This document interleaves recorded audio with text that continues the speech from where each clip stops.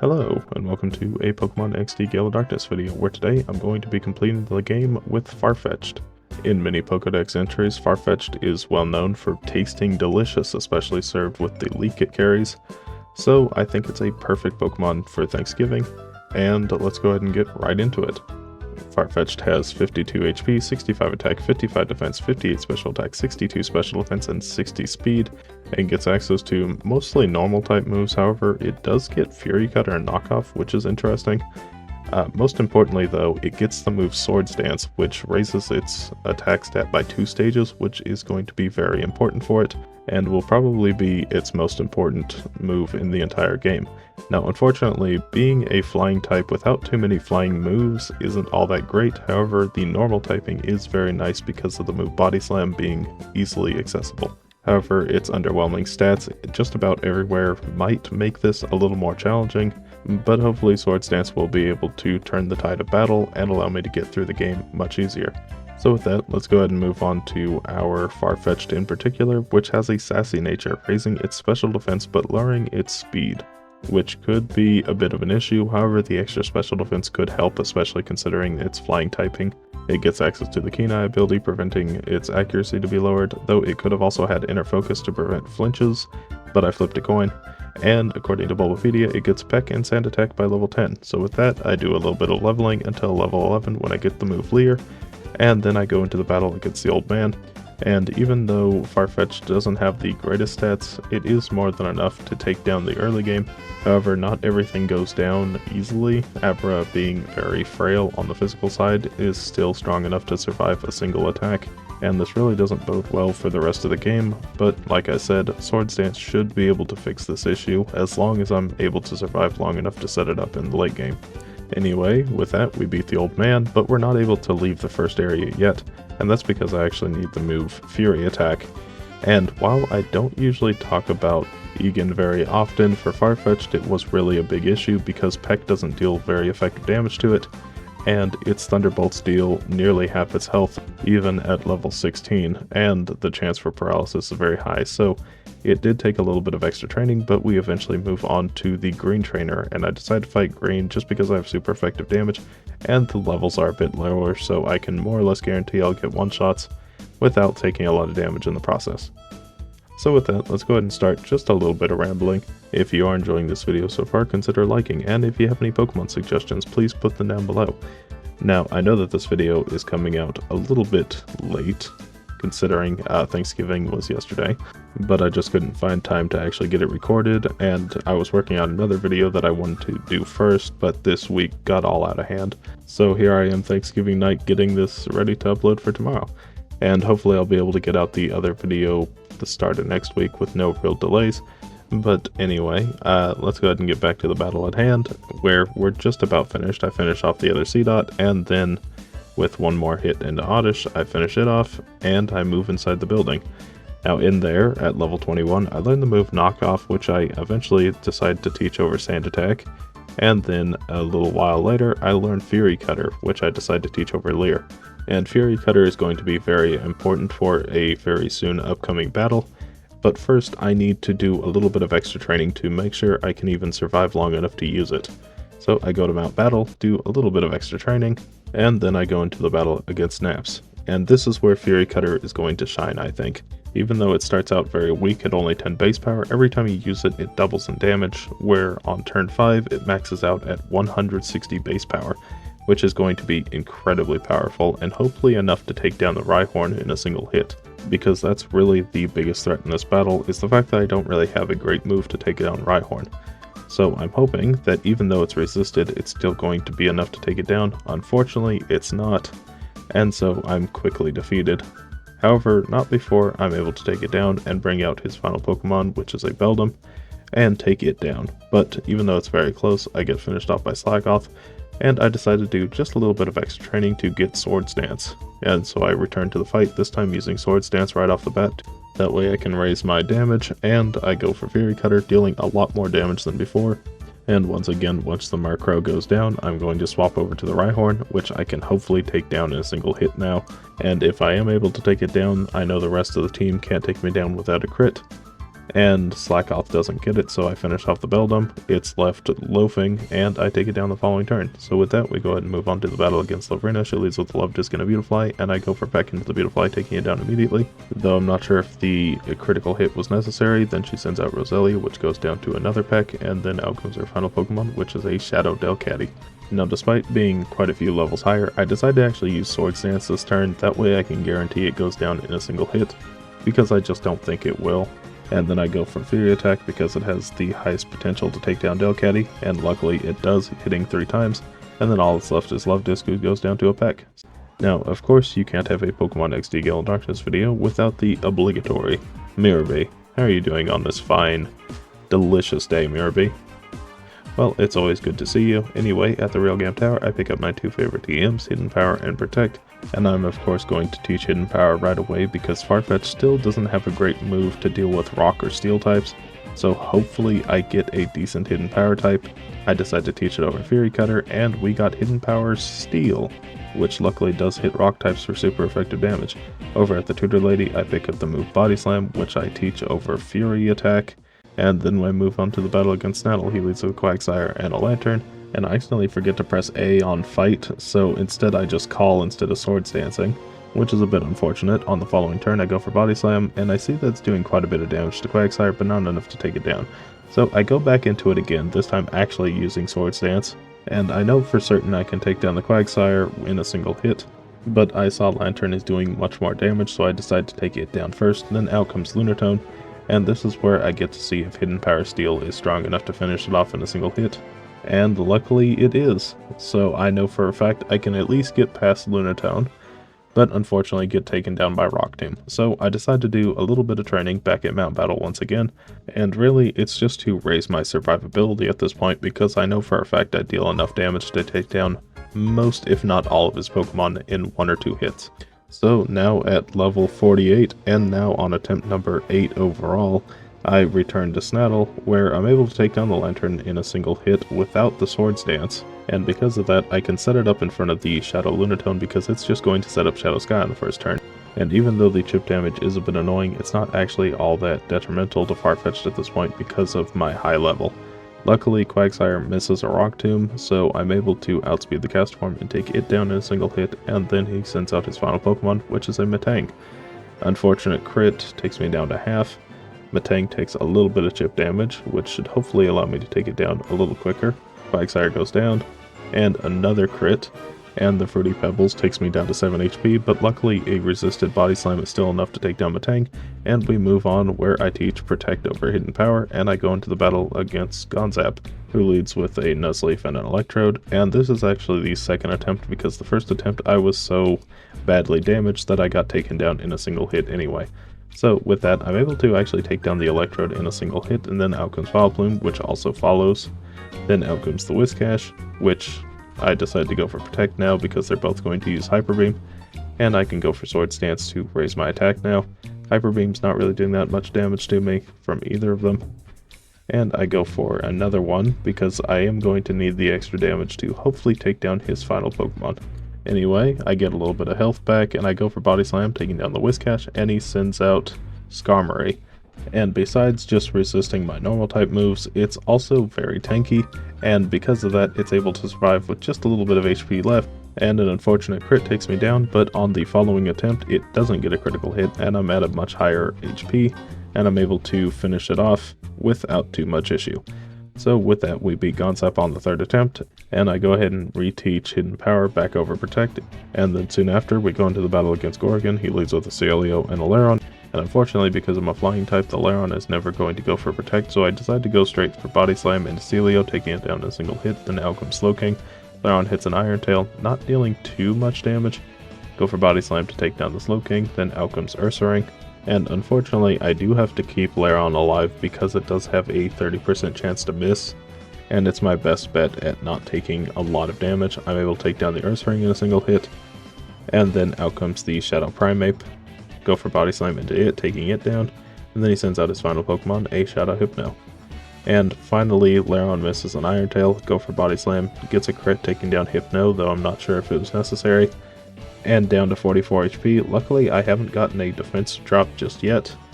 Iron Tail takes me down to 13, and another hidden power finishes off. A bit lucky, but we get past it, and we move on to the final area of the game. And this is where I think Farfetch'd might actually do the best, and that's after this fight against Lavrina. She leads with a Gardevoir and a Gorbis. I go for Body Slam, and unfortunately it's not able to take down Gorbis in a single hit, so it's able to use Attract, which is very unfortunate. Luckily I'm able to get past it and take it down with a Body Slam. Then she sends out Roselia. Ice Punch is dealing a little bit of damage. Body Slam to take down the Gardevoir. And then comes out her own Shadow Farfetch'd. And this Shadow Farfetch'd is very important because it is holding the stick item. And when held by Farfetch'd, it raises my crit chance by 2 stages, which makes it so all my moves have a 1 in 4 chance of actually being a critical hit, which is already very enticing. However, Farfetch'd also gets the move Slash, which has a raised crit chance. And while I'm not sure if it's effectively another stat increase, assuming it is, that's a little better than a 1 in 3 chance of getting a crit every single time I use the move Slash. So it is absolutely crucial that I pick up this Farfetch'd. Unfortunately, it's not as easy as I would hope it would be, because unfortunately I go down on the first attempt, and then on the second attempt until we finally get to the third attempt, where I'm able to just sneak by taking down Altaria, and I finally get my reward, the Shadow Farfetch'd, which right away I'm going to take the stick from and give it to my Farfetch'd.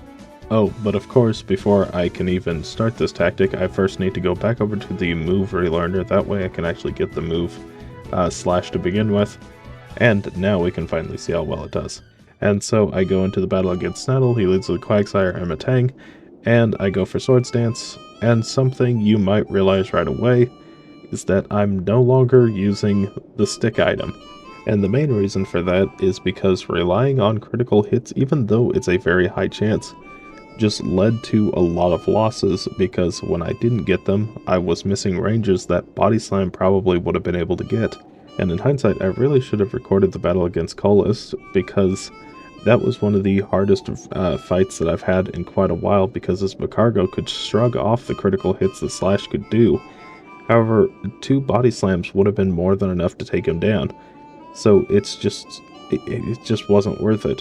Now on the other hand, it was a 1 in 4 chance, I think, for all of the other moves to crit, but even then, 1 in 4 isn't all that great of odds, and in hindsight I really should have seen this coming, because I already struggle with luck with moves like Bite actually getting the 30% chance to flinch.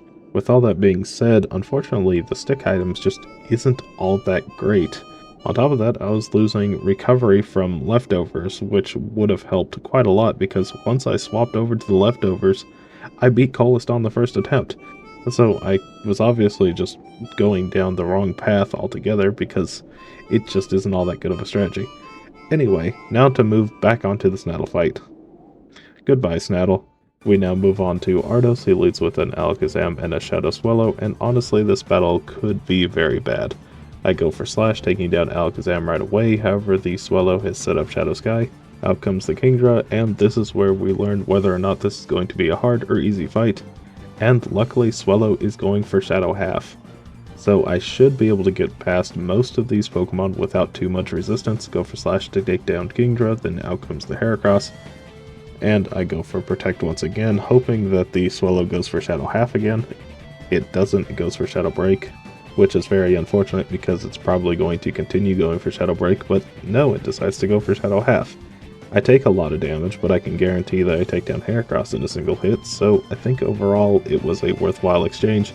Out comes the Electabuzz, and luckily I'm able to take it down with a crit. Then out comes this final Pokemon, which is a Shadow Snorlax. And I decide to go for Protect here because the Swallow is going to go for Shadow Mist, lowering my evasiveness, that way Shadow Wind hits more often. Go for Slash, which is doing over half. Had I gotten a crit, it would have taken it down in a single hit. Now, even though I know I can take down the Snorlax on the next turn, I do need to play it a little safe because Swallow does have the possibility of going for Shadow Break and possibly taking me down in a single hit. So I play it safe, and it decides to go for Shadow Half instead. So with that, we get a very easy Ardos, and now we move on to Gorgon, who might actually be a bit of a difficult battle. So I go for Swords Dance on the first turn, and once again, because I'm a flying type, they're not going to go for Protect whatsoever. So I go for protect, that way I can heal up a bit, and then I go for slash to take down the Slow King in a single hit, and then he sends out Aggron. And this is really the biggest threat of the entire fight, because I don't really have anything to deal with Aggron.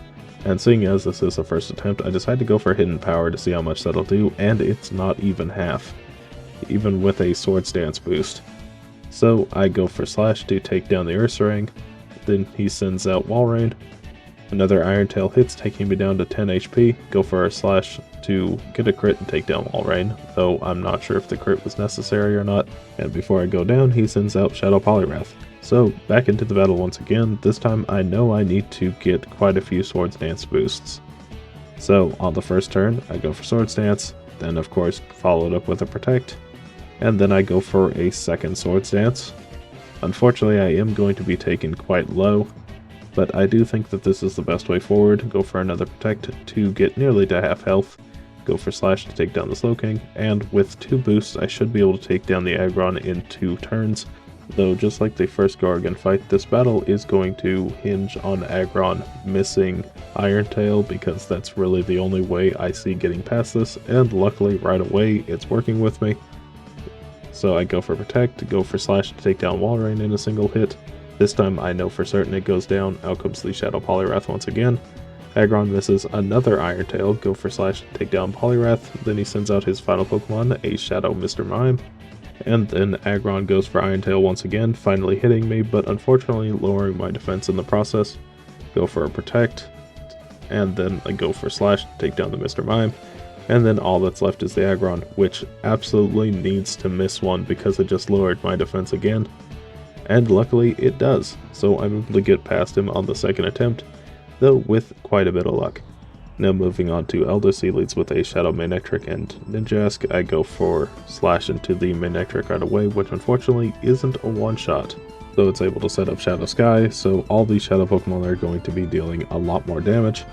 So I decide to go for Hidden Power to finish off the Manectric, that way I'm not making contact with it, so that I don't get hit by the static ability. He sends out Salamence, and unfortunately Shadow Sky still has a couple turns left on it, so even though I'm able to protect this turn, Shadow Salamence is able to hit me with a Shadow move, and we'll just have to see how much damage that does. In the meantime, however, I'm actually going to go for Swords Dance because I do need a means to take down the Salamence. It's doing about a third of my health, but now that the Shadow Sky is gone, it's going to be doing quite a bit less. So I think, surprisingly, I'm actually going to set up in front of the Salamence. It's only taking me down to half. I go for another Protect, and now that I'm at +4, I should be able to take down the rest of his Pokemon with no problem.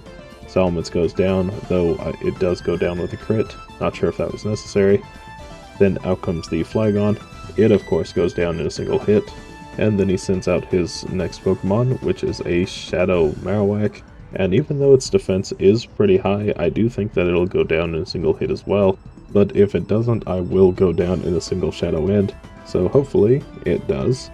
And then out comes his final Pokemon, which is a Shadow Lapras, and even though Lapras is a very tanky Pokemon, it goes down to a single slash. Why did I go for Hidden Power? I think it's because I only thought of the Ice type and not the Water typing, but luckily it doesn't matter too much because I'm able to finish it off in the following turn. And then all that's left is the Ninjask, which hits me with a very weak Aerial Ace before going down to Slash. So with that, we beat Eldest, and now we move on to the big box legendary Shabolgia. And it goes for a Shadow Storm. I go for Slash, getting a crit, nearly taking it down in a single hit. But unfortunately, because I am slower than it, I am going to take quite a bit of damage before I even go into the final fight. But with that, we go on to Greevil, who leads with a Shadow Moltres and Rhydon. And I go for Slash into Moltres, dealing under half, and I get taken down immediately. Okay, well let's give that an actual first attempt now. Go for Slash into Moltres, and it's still doing the same amount of damage. It's doing about a quarter, and Rhydon's doing about half. Go for Slash, which of course isn't enough to take it down, though I was hoping for a crit. And unfortunately I go down on the second attempt. I decide to go ahead and pick up the move Double Edge over Slash. And let's go ahead and give that a try, Double Edge, and even though it's doing more damage right away, I'm also taking a lot more damage. So I decide to revert back to Slash, and now with a few more levels, and attempt number 8 overall, I go back into the battle, where Rhydon luckily misses on the first turn, And so I'm able to set up Swords Dance without taking too much damage. I'm able to take down Moltres on the following turn. Then out comes Executor. Rhydon actually misses again. I go for Protect to heal up the little bit of damage that I sustained. And then I go for Slash to take down the Executor. Then out comes Tauros, who actually lowers my attack by 1 stage, but luckily I am still +1. However, I'm not sure if that's going to be enough to take down his following Pokemon, so I decide to go for another Swords Dance. And luckily Rhydon is playing very nicely this attempt. I go for another Protect to stall out the Shadow Sky. And I go for Slash to take down the Tauros. Then out comes his second legendary bird, Articuno. And Rhydon misses yet again. Thank you, Rhydon. I go for Hidden Power because it's super effective, which takes Articuno down in a single hit, and then out comes his final Pokemon, Zapdos, and Rhydon has not hit me a single time so far. Slash takes down Zapdos, and Rhydon misses its final Shadow End before going down itself.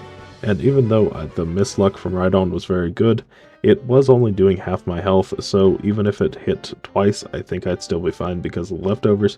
And had it hit me a single time, I would have taken it down and left the Executor around, which just does less damage. So how well did Farfetch'd do? Well, it beat the game at a time of 12 hours, 54 minutes, and 22 seconds at level 82, with 44 losses. 19 of those to bosses, and 25 of those to random trainers. So while it's not an incredible Pokemon, I do think that it actually did fairly well considering its stats, especially. And I'd say, overall, it's still a fairly solid Pokemon, finding itself at the bottom of the B tier. So let's go ahead and start with the positives, that being that Swords Dance is an incredible boosting move, and just having access to it means that given the opportunity, Farfetch'd can become an extremely powerful attacker. And despite not having an incredible move pool, it does at least have some type variety that definitely helps in the early game. Even moves like Fury Cutter, which normally isn't all that great, does allow it to at least get past the Rhyhorn a little easier. Though Swords Dance did show up to save the day, but I don't think it was necessary. It's just very nice to have. Now, the downsides, of course, are its typing isn't incredible, and in fact I think the flying type kind of hurts it in a lot of ways. And it's not all that strong in the stats department, making Swords Dance setup a little more difficult overall. But really what hurt the worst was that the stick item is just really bad. I was really expecting it to trivialize the end game by just making it so I could get crits nearly all the time and be able to get past threats I really shouldn't have been able to. And it just fell flat. Maybe if it was a guarantee crit on Slash, it would have been incredible, but unfortunately, it just isn't. And so, it finds itself at the bottom of the B tier. And so, if you did enjoy this video, consider liking and subscribing. If you have any Pokemon suggestions, please put them down below. Thank you so much for watching. I know it's a bit late, but happy Thanksgiving. And, bye.